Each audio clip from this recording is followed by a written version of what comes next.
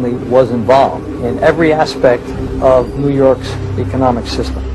They were not educated in the academic sense, but they understood business.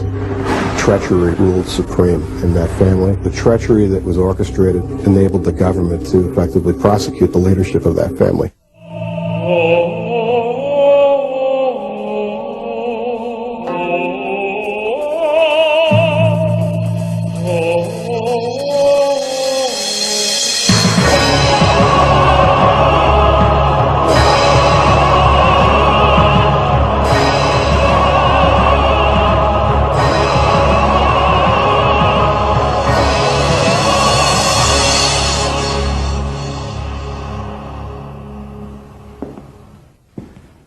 Not long ago, the question of whether the Mafia existed at all was a valid topic of debate.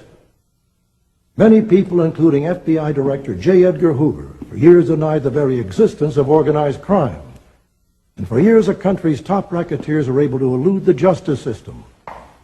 With the exception of post-communist Russia, the U.S. has long led the world with the most pervasive organized criminal presence anywhere. And while the mob flourished under Hoover's hands-off policy, recent decades have seen significant inroads by law enforcement.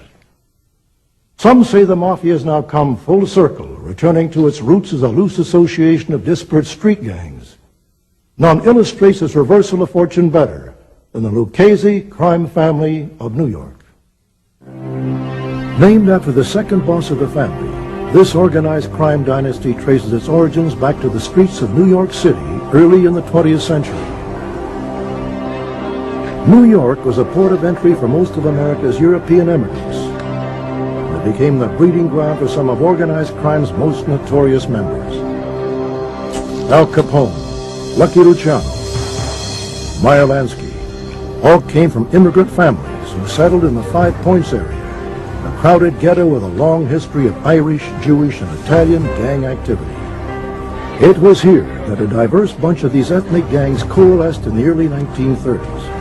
5 large criminal groups or families emerged as a central core of a vast nationwide crime syndicate we generally refer to as the mob. The top gangsters of the Prohibition era also formed a commission consisting of the heads of the 5 families and a few others, and it is here in New York where the commission members still meet in secret, still discuss business, still order hits, and still control the rackets that have made these Mafia bosses filthy rich. The term crime family refers to the distinct Mafia organizations numbering anywhere from just over 100 to several hundred official members. They have a specific hierarchy, with a boss at the top and soldiers at the bottom. And surprisingly, most members are not actually related to each other. The 5 New York families, Gambino, Genovese, Bonanno, Colombo, and Lucchese, are all named after powerful bosses who at one time ruled these organizations. None of those bosses, however, were founders of their criminal enterprises, and to most outsiders, their existence would not be known until well into the 20th century. Are you a member of any secret organization? Yes, I am. What is the name of it? Cosa Nostra in Italian. Cosa Nostra in Italian. Our thing and our family in English. In 1963, Joseph Valachi became one of the first members of the Mafia to break omertà, the code of silence, and to reveal the secret rituals and inner workings of the mob. For the first time, the public learned of the 5 Cosa Nostra families and the unique hierarchy of these organizations. At the top is the boss, his underboss, and consigliere, the Mafia equivalent of president, vice president, and attorney general. Next, the family has a number of capos, who each had a crew made up of soldiers, lowest-ranking made members, who along with non-made associates usually work at the street level. The name at the top of one of those family charts was Gagliano Lucchese, who had long ago Americanized his first name to Tommy. From then on, his became known as the Lucchese Crime Family. The gangster organization that would later bear his name was already evolving when young Gagliano Lucchese first arrived in America with his parents in 1905. The Luccheses, who had come from Palermo, Sicily, were among hundreds of thousands of immigrants who came to this country in search of a better life. Instead of streets paved with gold, however, many found themselves on the fringes of society, performing back-breaking work for meager wages. What they saw of America was that their fathers, if they were lucky, could get a construction job and work 12 hours a day, 6 days a week, and die early for 5 cents an hour. Author Ernest Volkman, who has chronicled the family in a recent book, says Tommy Lucchese's hardworking father and religious mother tried to steer him in the right direction. The Lucchese family, like all the other Italian immigrant families, they were determined that their sons and daughters would make it in the new world. And they would very often say to their sons, I don't want you to be a donkey like me. I want to see you study, you do your homework, you go to school. I don't want to hear there's any problems in school. I don't want to hear that you're a truant. I want you to get an education, and I want you to do better than me. Early on, though, Lucchese felt the lure of the streets. Every block in an Italian neighborhood had a social club. And when they walked past the social club, they saw something very different. Guys in suits, beautiful suits, fedoras, Italian handmade shoes, big beautiful cars, women. Kids like Lucchese, they wanted to hang around, because what did they see? They saw the American dream, money, power. Nobody bothered these guys. When Tommy Lucchese was a teenager, his father disowned the son he was unable to save from the streets. Lucchese came from a family where he was the only criminal. All the rest of the people in his family were quite straight, ordinary, and for the rest of their days were very sensitive and very ashamed over the fact that they were even related to this guy. Tommy became roommates with a boyhood friend, Salvatore Lucania, who would later be known as Charles Lucky Luciano, credited as the founder of the syndicate. His arrest record started when he was 10 years old. He moved out of the neighborhood and he settled in East Harlem and changed his name to Luciano, so as not to shame his family any further. Along with Lucky Luciano, Tommy Lucchese's rise in the underworld came quickly. He developed a reputation as being a stone-cold killer. By the end of World War I, he was working as Luciano's bodyguard and favored hitman. Carl Safekas researched Tommy Lucchese for the Mafia Encyclopedia. By that time, he was already active with Luciano and the others and Albert Anastasia. Now, Albert Anastasia was considered the worst killer of them all. He was the Lord High Executioner, Murder Incorporated. Luciano always thought Lucchese was a better killer than him. He could trust him more. He was cool. He followed orders.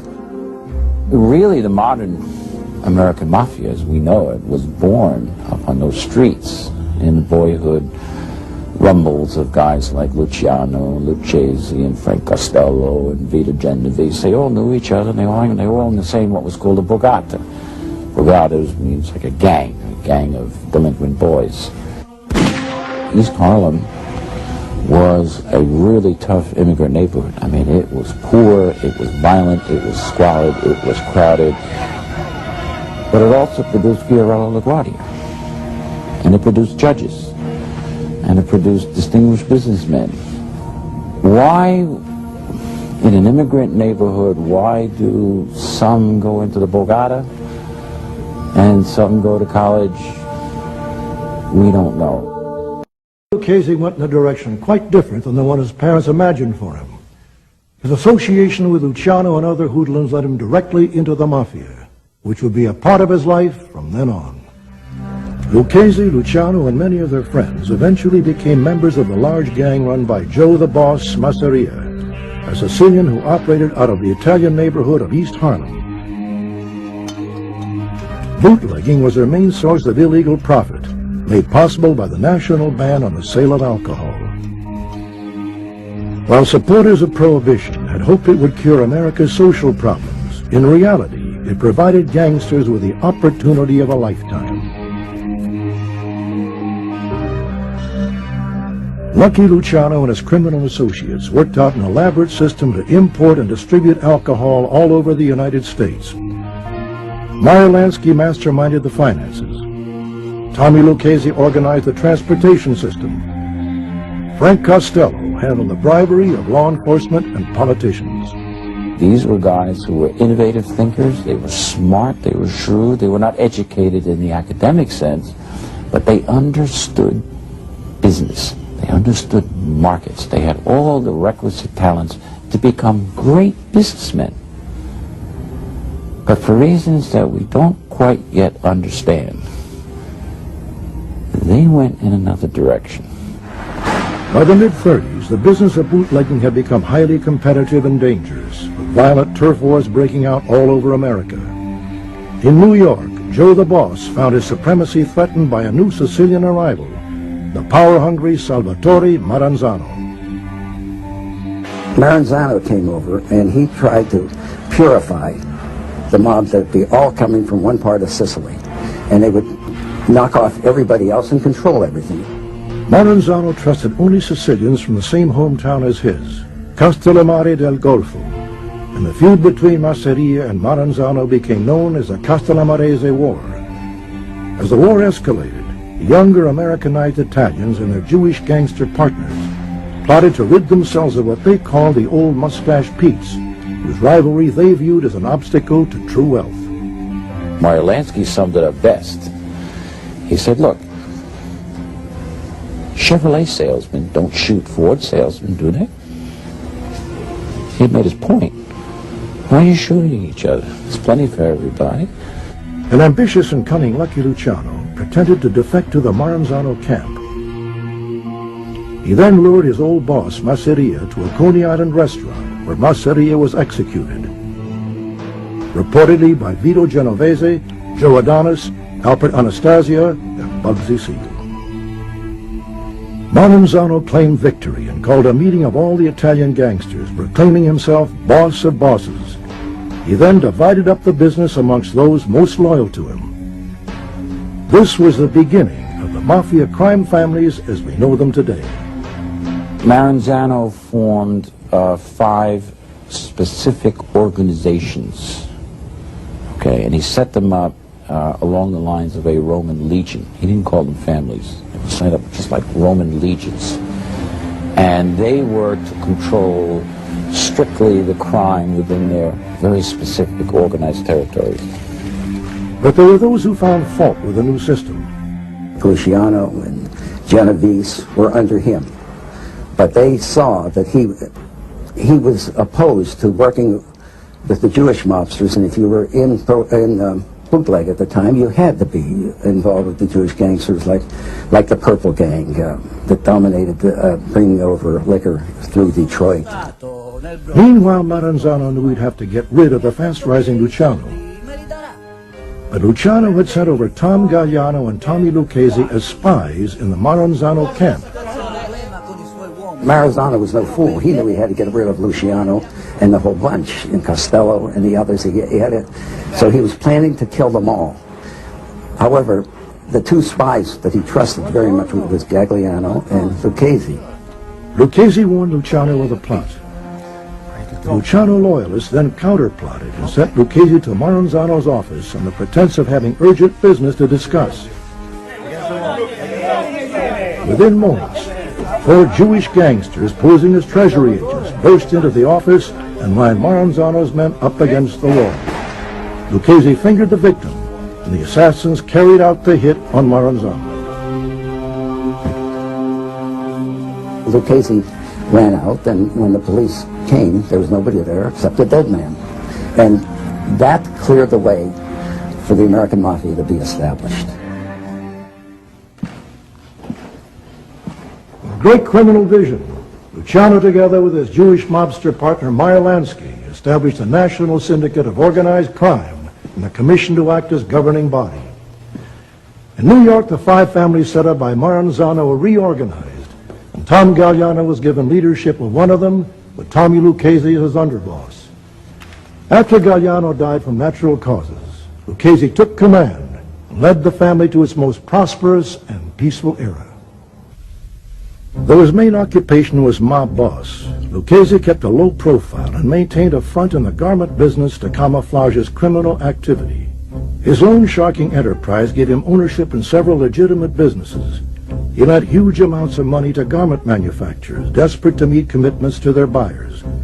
When the owners couldn't repay the loan, Lucchese settled for a piece of the business. To the outside world, he was a very successful dressmaker. He controlled one of the big dress companies there, and at the same time shook down all the others. They were taking like 30, 40 grand a year for you to stay in business. The real money, of course, was in the rackets Lucchese had come to learn so well. Along with loan sharking, the Lucchese family ran another traditional big money maker, gambling. It was a time-honored business for gangsters, Italian, Jewish, or other. Bugsy Siegel would walk down the street, and what first attracted him was gambling. There were gambling games out on the street, crack games. People rolling dice up against a brick wall. And he'd look down and be piles of money laying around, people betting money. They can set up dice rooms, and it may not sound like much, but when you have 6 dice rooms going 24 hours a day with high rollers, you're taking in thousands and thousands of dollars an hour. The mob didn't always agree on business. One of the rackets that caused the greatest dissent was heroin dealing. Tommy Lucchese opposed drug trafficking as it left the family too exposed to scrutiny on the streets. Others, unable to ignore the enormous profits, embraced it. All took their share of the profits from the illegal trade. Lucchese got his cut, you know. He kept away from it, but he expected his cut. By the 1930s, the mob was looking for new industries to corrupt. Their most profitable enterprise, bootlegging, dried up with the repeal of Prohibition. Partnering again with Jewish gangsters, Lucchese found a new source of revenue in New York's multi-million-dollar kosher chicken industry. He gained control of one of the key unions, set prices, and made sure the mob got a piece of the profits. He repeated this highly successful formula in other industries. At another point, they took control of a union which represented candy workers, people who manufacture candy. And as a result, the price of candy went up rather sharply. So millions of American children were paying a small Mafia tax every time they bought a little bar of candy. When the mob was in a particular industry, they exerted the kind of influence or domination or control which meant that individual business owners within that industry really had very little choice on how they were to operate. And that was devastating for economic freedom, for costs, and for the way society ought to be run. Full of unions and industry infiltration that became the Lucchese hallmark and made this crime family one of the richest and most successful. While organized criminal groups have always made money with such favors as gambling, prostitution, and extortion, it was mostly after Prohibition that the mob began looking for new rackets to exploit. Tommy Lucchese's outfit was particularly adept at coming up with lucrative new schemes to bring in piles of cash.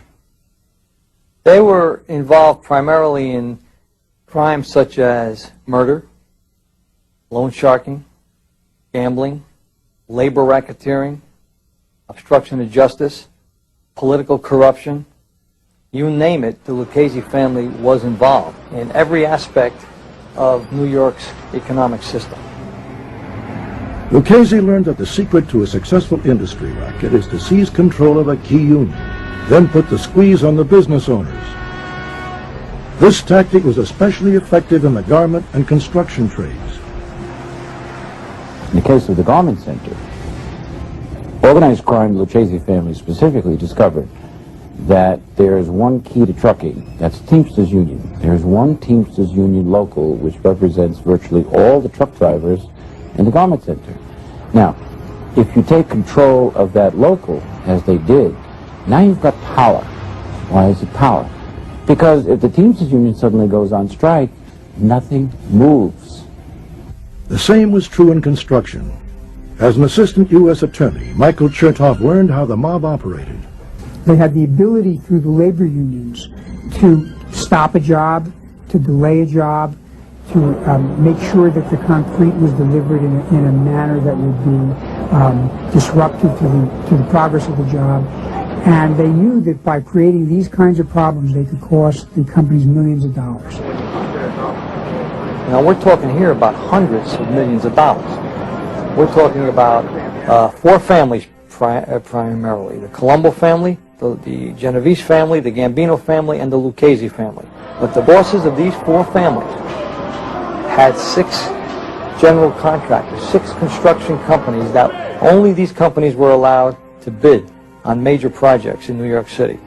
For every job that was over $2 million, the contractor that got the contract had to kick back to the families 2%.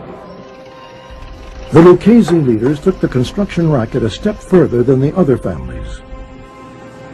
The Lucchese family had one little specialty that everybody had overlooked, but they found it. They realized something, which is that if you're making construction-grade concrete, you need stone. Now, it turns out, they discovered, that almost all the stone comes from quarries in Connecticut. Well, they ship it by water, and it comes into Long Island.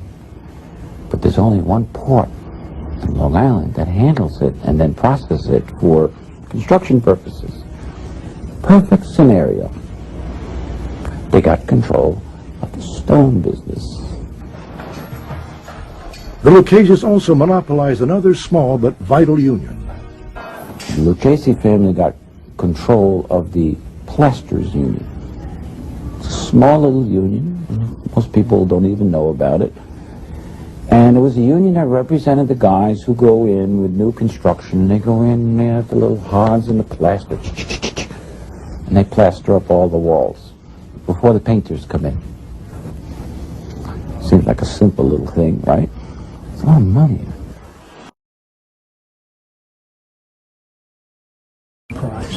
Dominating construction, in effect imposed a tax on every resident of the city of New York, certainly in Manhattan, because there were millions of dollars in excess costs that were built into construction that were designed to produce money to be paid to mobsters. And so every single tenant, every single condo owner, everybody who lived in Manhattan was paying something that was eventually making its way to the mob. The Luccheses lent new meaning to the old saying, one man's trash is another man's treasure. They gained control of the carting industry and hauled in millions. The World Trade Center at one point, their garbage bill was $1.1 million a year. That's a lot of garbage, but not $1 million worth of garbage. What could the World Trade Center do? They found out there was only one garbage hauler which would pick up their garbage. After World War II, Tommy Lucchese infiltrated the garbage hauling industry in the suburbs. The carting industry on Long Island was an interesting industry. There was a trade association made up of the owners of the businesses. There was the union, which was controlled by the Gambino crime family. And then there were dump sites that were controlled by a variety of other individuals and entities. The Lucchese crime family was able to monopolize the industry and not just influence it, not just dominate it, but control it. The Lucchese family also used the unions to profit from everything going in and out of New York's Kennedy Airport. JFK Airport, if you look at the airport, it's very easily to see at the cargo aspect of it, tremendous amount of freight going through the airport. And the obvious priority for this freight is to be delivered in a timely fashion. How it gets delivered is by union carry. So it just follows suit that the LCN saw a wonderful opportunity by controlling the local union. Some business owners rebelled against the mob, but found themselves fighting a dangerous battle. There was always the threat of violence. You know, we had tapes where mobsters would sit with contractors and tell them stories about people who had disappeared or people who had gotten beaten. And all this was designed to send a message that it could happen to you. So let me get this straight. You guys want me to go with your carting company, even though it'll cost me 3 times as much as I was paying at my old location? That would be the smart thing to do. What if I say no? What if I don't want to use you guys? You can't force it. Hey, it's a free country, pal. We ain't gonna make you do nothing you don't want to do. That's right. This is a business decision that you've got to make. You familiar with Alden Supply Company? Yeah, they're across the street. That's right. Ken Strauss, the owner. What's he been missing for about a month now? One day he just didn't come home from work. The problem was that Kenny made some bad business decisions. They divvied up private businesses such as the carting business or concrete business for themselves. They ran their businesses contrary to the American way. They ran it their way. They enforced their control over businesses and industries. For over 3 decades, Tommy Lucchese ran his criminal empire to great success without getting knocked off or imprisoned. He also successfully kept his personal family well insulated from his Mafia family. He died of natural causes, and after his death, his surviving relatives actually changed the spelling on his tombstone to keep outsiders away.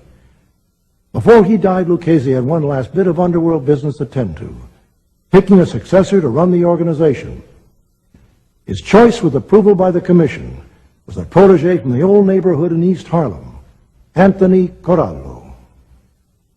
Even more than his predecessor and mentor, Anthony Corallo's background was pure hoodlum, as former prosecutor Ronald Goldstock learned. Corallo was an individual who came up through the family, through violence. People understood that. People were afraid of him.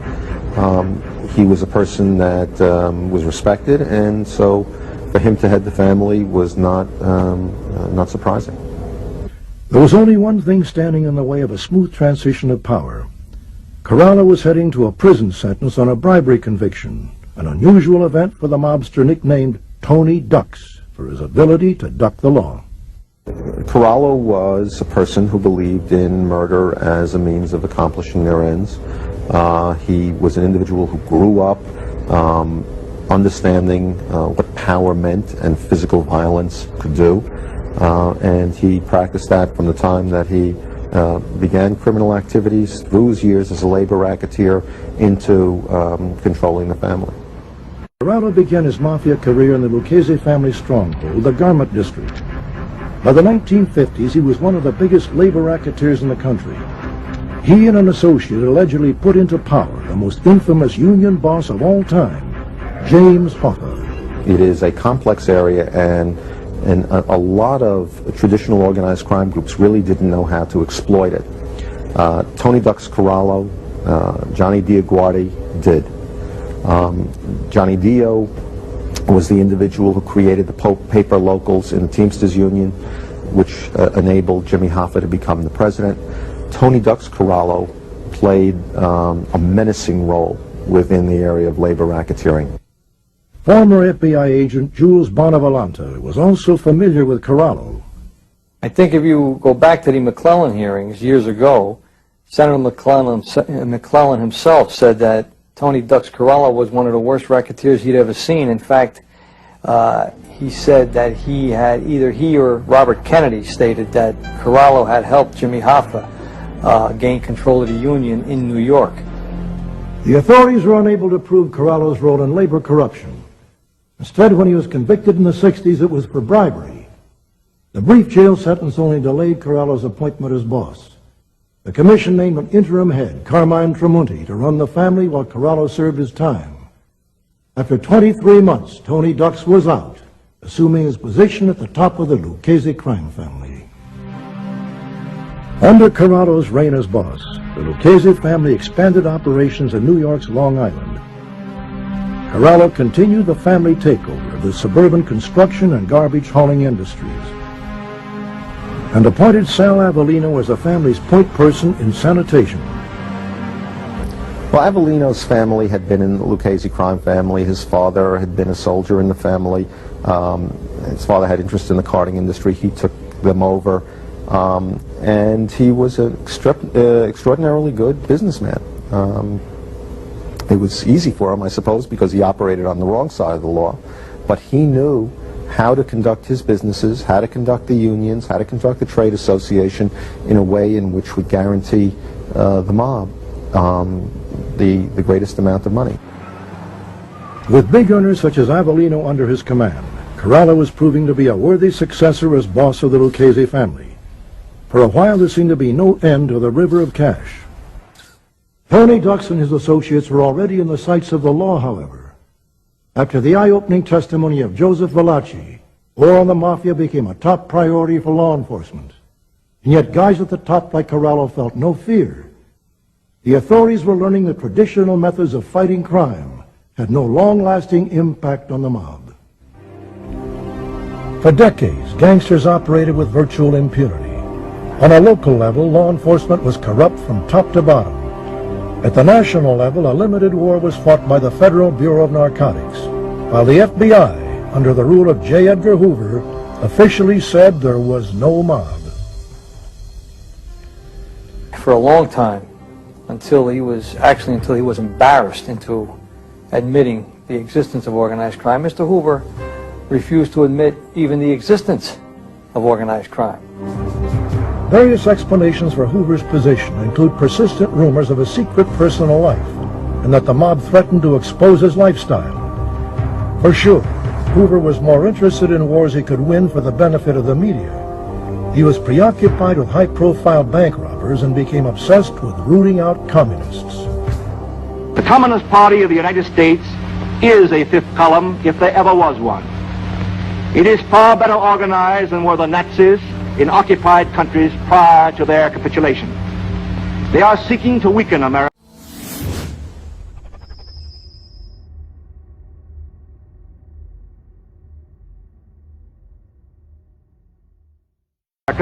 Just as they did in their era of obstruction when they were aligned with the Nazis.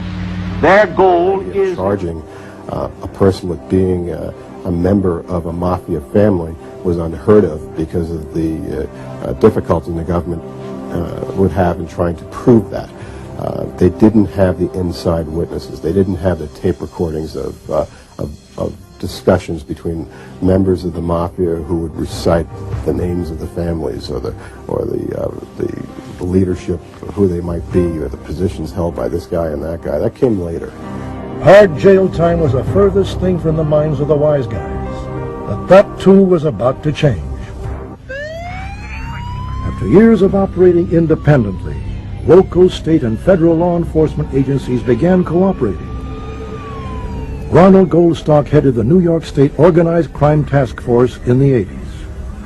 For a period of time, law enforcement had been fighting a war of attrition. Individuals were arrested and indicted for specific crimes. They may be put in prison. Generally, they were out after a relatively short period of time. The FBI found it a frustrating experience. We would find a witness. We would develop evidence about the crime. We would arrest the extortionists, and we put them in jail. No matter how many we arrested, as we like to say, there was always 100 in line to take their place. One thing law enforcement knew was that often mob-related murders occurred with no witnesses, or with witnesses who were themselves mobsters and not likely to speak to the authorities. When a member of a gang was killed, it usually sent a message to the others to keep quiet.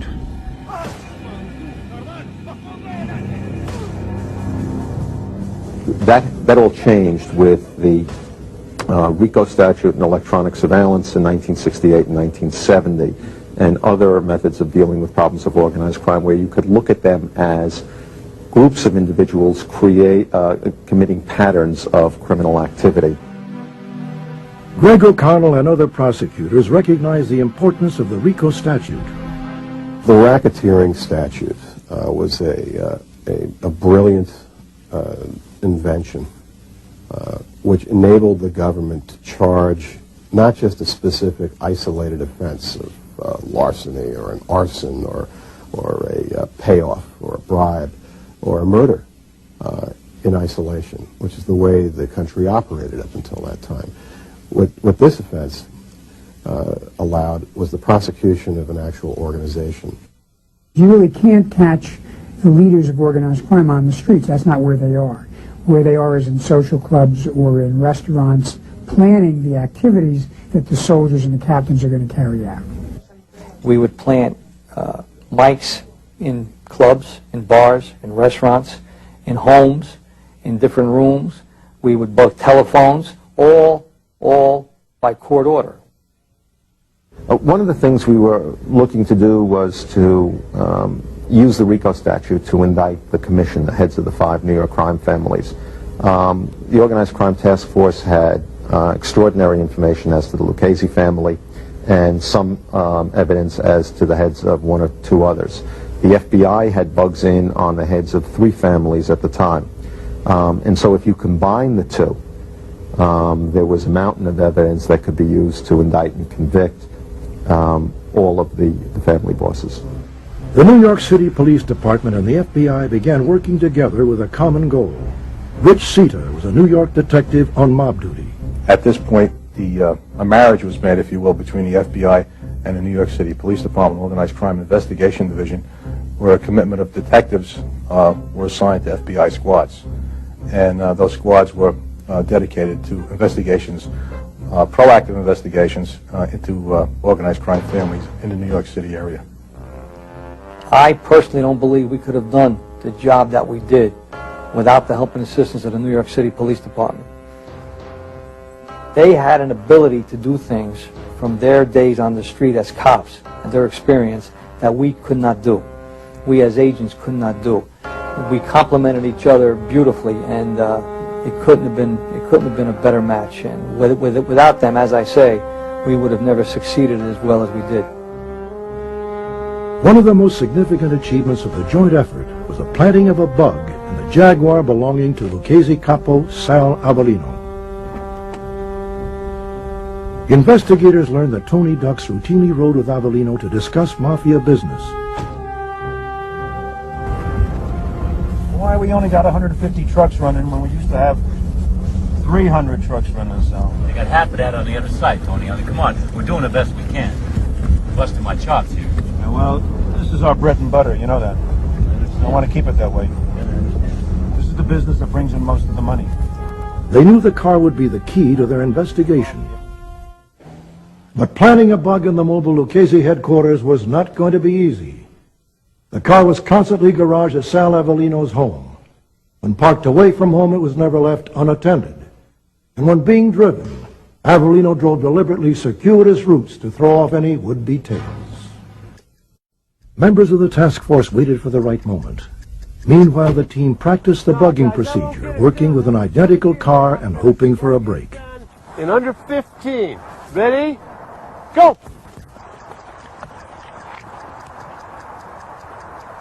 That opportunity presented itself one rainy March night when Avellino drove to a catering hall in Long Island for a garbage industry function. Avellino turned the Jaguar over to 2 of his hoods, whose job it was to stand watch over the car while their boss was inside. Meanwhile, the team of bugging experts were watching from the far end of the parking lot. With rain pouring down on them, the 2 guards finally decided it was safe to leave the car briefly and ducked inside the hall.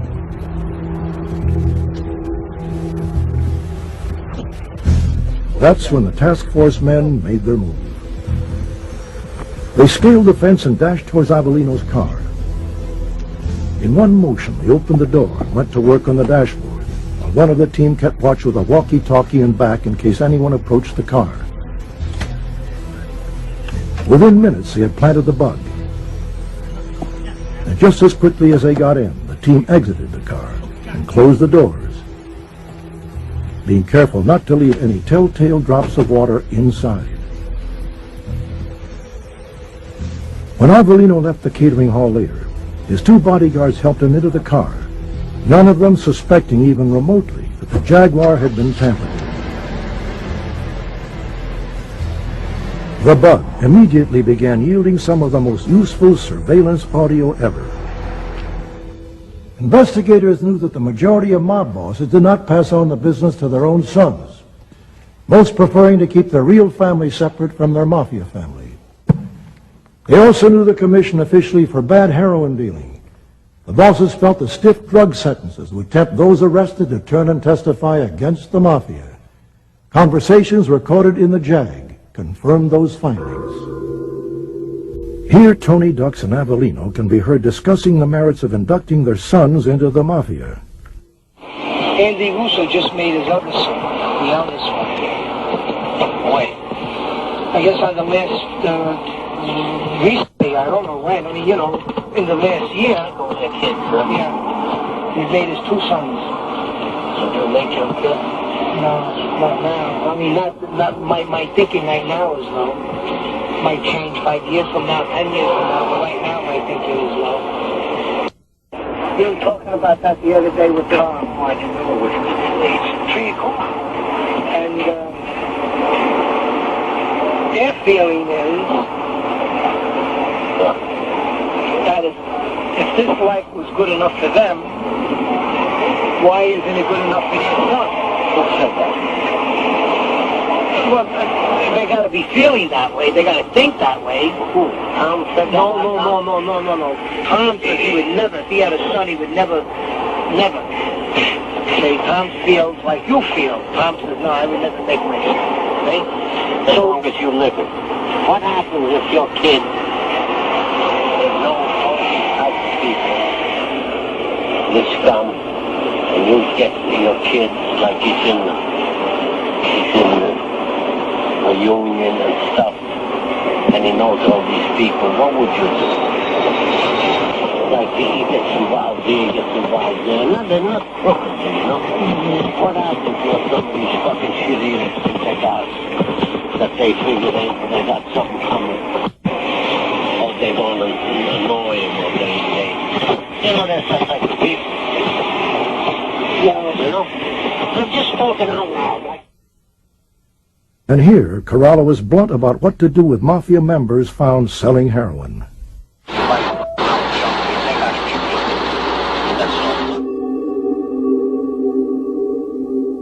The original objective of the investigation was to capture evidence, collect as much evidence about the carting industry.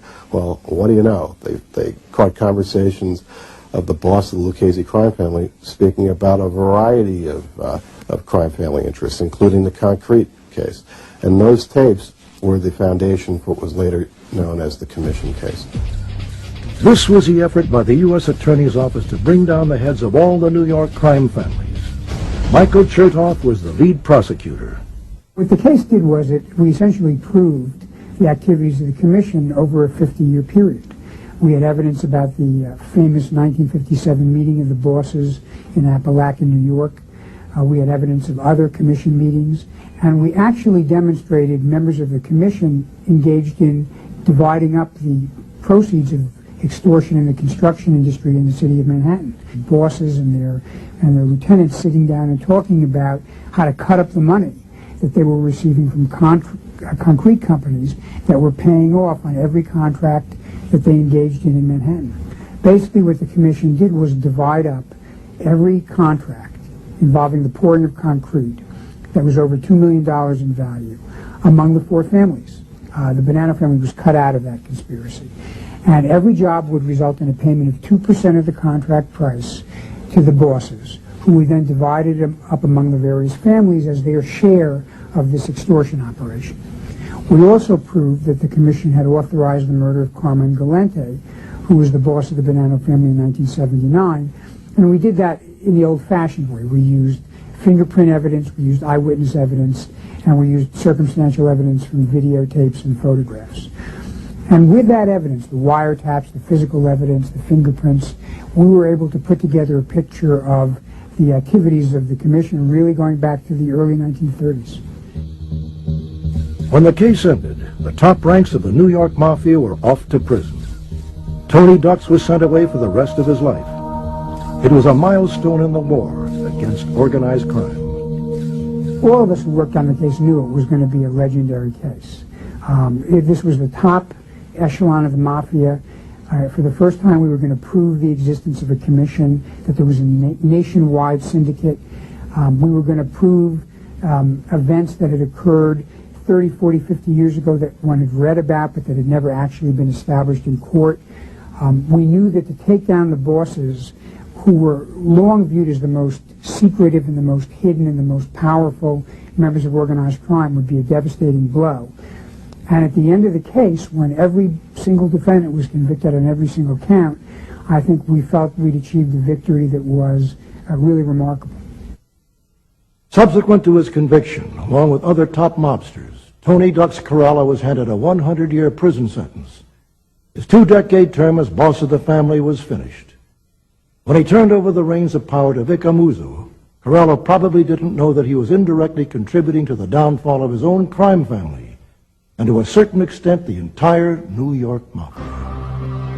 Former Assistant U.S. Attorney Greg O'Connell believes the assumption of leadership by Amuzzo and his chief aide Anthony Gaspipe Casso was a major turning point. I think that once Tony Ducks Corralo picked Vic Amuzzo to run the family, along with Gaspipe, that was the death knell of the Lucchese crime family. There was a reign of terror in the Lucchese crime family, where treachery ruled supreme in that family, and where the treachery that was orchestrated by Amuzzo and Casso enabled that family. One event that led to trouble for the Lucchese family was when the new family leaders went into a window replacement racket with the Genovese family through a mutual associate, Peter Savino.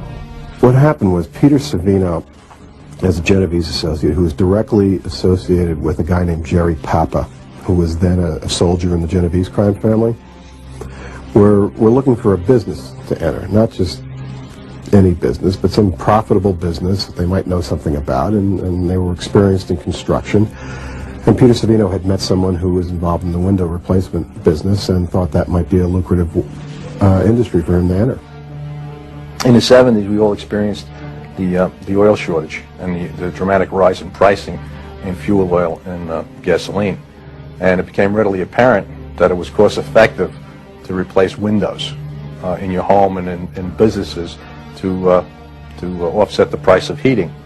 The New York City Housing Authority, if you looked at New York City, you saw the number of housing projects, housing developments that they had a tremendous amount of windows and a tremendous amount of money that they were pouring into heating.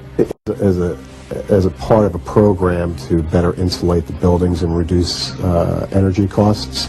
So these many buildings in New York City and elsewhere in the country didn't have thermopane windows. They had windows that had been there for 40 years that let a whole lot of heat out and a whole lot of cold in.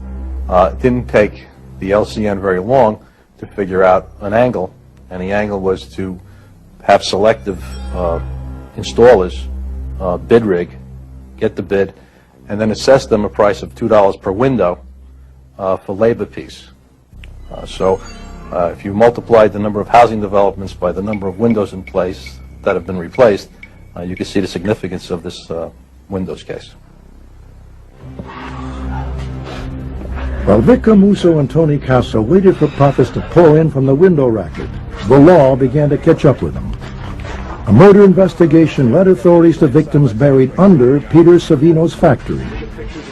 Upon digging up those bodies, as we were standing there watching this evidence come to us, we realized that we had what we needed to roll and to confront and roll yet another very influential and knowledgeable person in the Genovese family, and that was Peter Savino. And he ran around for 18 months, wired up in a secret undercover investigation against numerous members and captains and underboss and consiglieres of various crime families, until finally we pulled the plug. The windows case was successfully prosecuted through a cooperating witness, Peter Savino. He had the inside knowledge, if you will, of the machinations that occurred that allowed this case to proceed. How the bids were rigged, how the payments were extorted and distributed. When we indicted the windows case, Vic Amuzzo and Anthony Gaspipe Casso, who were then the boss and underboss, the two highest ranking members of the Lucchese crime family, fled. And while they were on the lam, they began a series of contracts on their own leadership, which we later prosecuted Vic Amuzzo for and Gaspipe Casso. They knocked off captains who they thought might be treacherous. They labeled them as rats and ordered their own soldiers to kill their own. And it happened half a dozen times. The murderous actions of Gaspipe Casso led authorities to believe he was either insane or just plain stupid. Stupid to a degree that is almost breathtaking. It is almost inconceivable that in an organization originally founded by a guy who was so low-key, you would never guess this man was a mafia leader, to be replaced ultimately by a psychopath. Amuso and Caso became increasingly paranoid. They even turned on their own chief executioner, Peter Chiodo, when he failed to carry out a hit. After an attempt was made on his life, Chiodo flipped and became a witness. So did acting underboss, Little Al Diarco. In 1993, Diarco walked into the FBI's office in White Plains, New York, after being falsely labeled a rat. It was an event law enforcement was waiting for in their ongoing war against one of the world's most successful criminal dynasties ever. This is it. Let's hear it. Okay. I'm going to tell you what I know, and I'm going to tell you how I know it. For the Lucchese family, the curtain was closing. Prosecutors were able once again to strip away the top layers of the family leadership. Vicar Musa is still the boss of the Lucchese Crime Family. And that's what I think the government's view of the situation, based on the evidence, their current understanding, is that he hasn't relinquished control. But he could. Former FBI agent Bonavolanta believes the Lucchese family is in serious trouble. The new leaders, the leaders of today, the second and third team, as I have always called them, they're tied not by honor, respect, and family. They're tied by the economy. They're tied by money. They're tied by greed.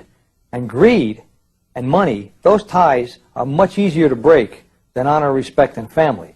So what we're finding is a much less competent mafia leader today, the Cosa Nostra leader today, than we had in the 70s and 80s. You know, you ever see those charts? And, you know, the original Neanderthal or the Lucy, wherever it is, the earliest man, they look sort of ape-like. But as the time goes on, they get smarter, their brain cases get bigger, and now they're erect Homo sapiens in business suits. It's the opposite way here.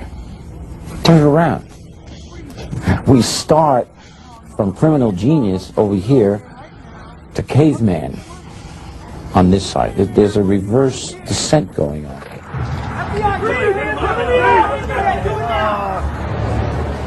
One of the most distinguishing, albeit regrettable, characteristics of the 20th century in America has been the proliferation of organized crime.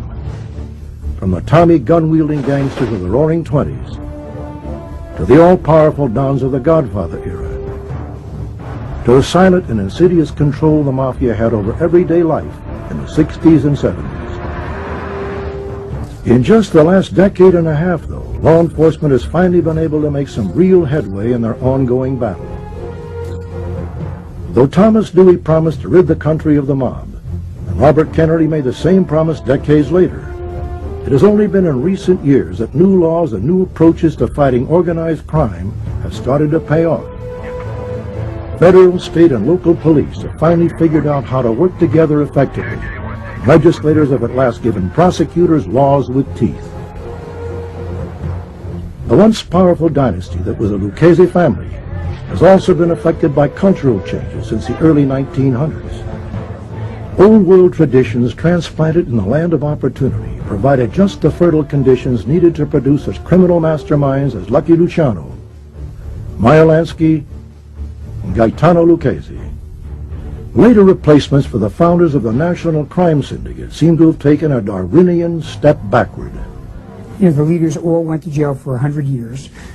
They were replaced by people who were somewhat less experienced, somewhat less tested.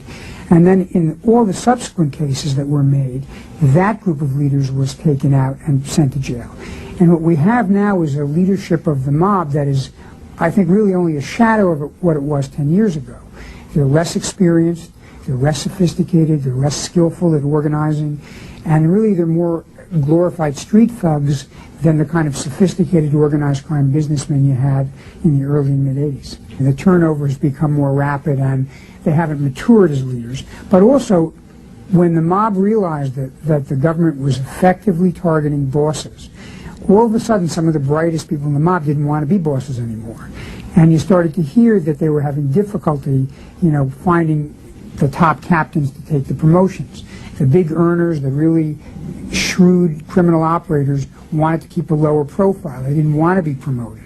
And I think that has had a long-term impact on the effectiveness of the mob. Ethnic succession has also worn away at mafia families such as the Luccheses, for so long dominated by Sicilians. New arrivals, new minorities have tried to pick up the slack and fill criminal niches left vacant by the old mob. If people think the battle is over, if they walk away from the constant need to fight organized crime, then in 10 years or 20 years, organized crime will come back. Though many have proclaimed the death of the old mob, especially the dynasty once ruled by Tommy Lucchese, law enforcement officers caution that the mafia is down but not out. They remind us of the amazing power of criminal enterprises to regenerate. And while the Lucchese and other crime families may never regain the power of decades past, they continue to operate in the shadows. They are constantly devising new rackets and new ways to elude prosecution. Perhaps the final chapter will unfold as law enforcement further refines its efforts to stay one step ahead of the wise guys. I'm Robert Stack. Thanks for joining us.